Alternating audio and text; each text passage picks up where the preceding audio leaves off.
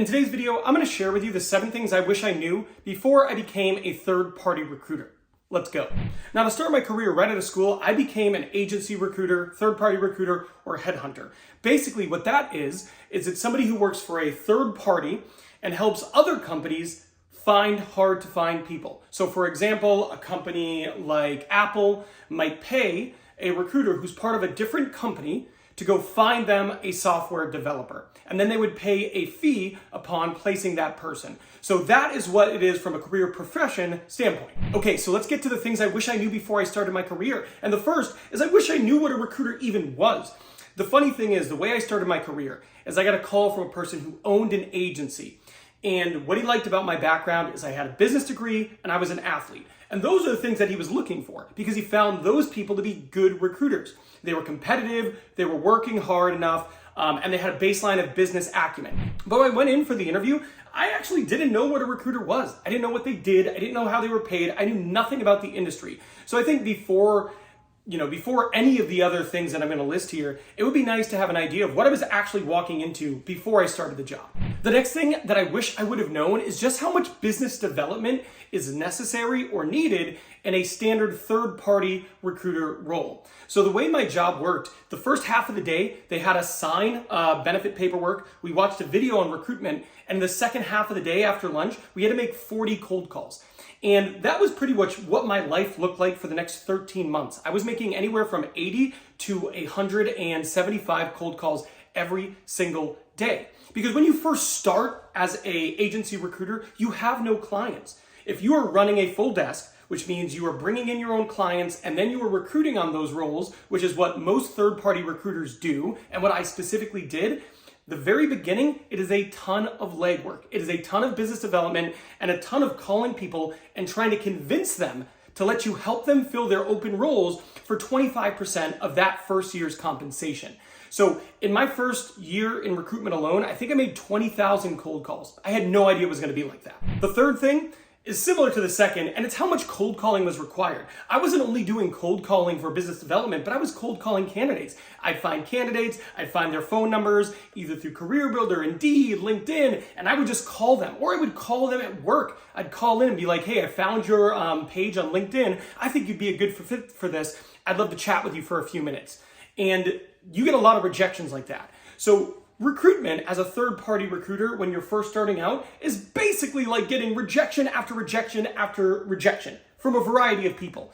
Some of them potential clients, some of them potential candidates, but the one thing they have in common is rejecting you. But the next thing I wish I knew was that I shouldn't be intimidated by titles. When I was right out of college and I would be calling into these places, I was told to call the highest level possible, because those people have decision-making ability. So I would be calling in talking to plant managers about mechanical engineering openings, or I'd be calling in talking to CEOs of the company because they have a director of procurement opening.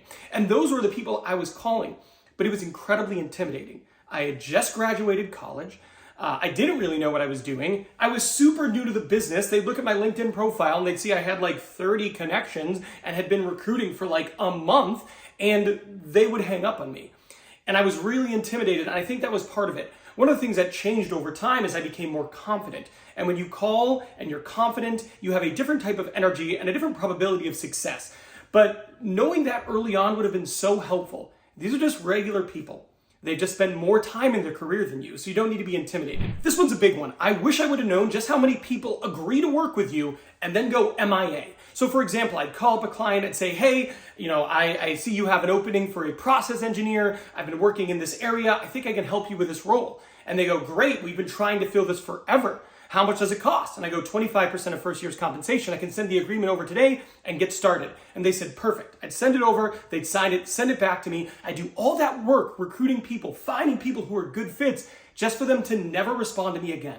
Never answer an email, never answer a phone call, and I'm basically sitting there wondering what's going on. One of the hardest things about being an agency recruiter is you have to identify which clients are actually worth your time. What projects make sense to work on? Time is finite, and you don't have enough hours in the week to spend time recruiting on roles if the hiring manager are not serious about hiring people. So while that's a frustration for candidates, it's also a huge frustration for a lot of the recruiters out there.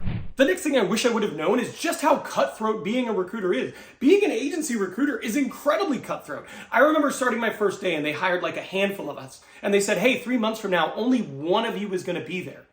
And they were serious about it. I remember they used to let people go in my first year and they would walk around and they would even tell you someone was let go. Someone was no longer with the company. They just placed the new door code on your desk on the corner. You'd be sitting there typing an email, making a call. You'd look to the left and all of a sudden you saw there was a new door code.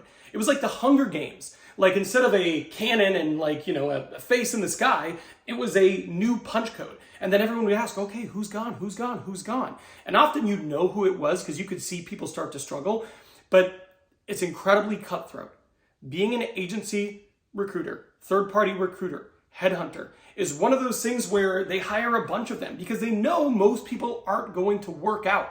There is an incredibly low barrier to entry, but the rate of succeeding, well, that's also pretty low. The next thing I wish I would have known is just how bad the reputation is for recruiters. When I started the job, I had no idea that people kind of hate recruiters. They feel like recruiters are like going to the dentist or a used car salesman. I would call candidates up and they'd be like, I've gotten like 1,000 messages this week from people like you. Don't call me again, and click up.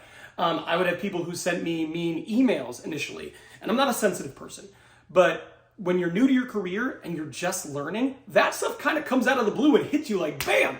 So it was one of those things where I wish I knew that and I anticipated it going in, so I was a bit more ready for it. Now, I got pretty callous to it over time, but initially, pretty big shock.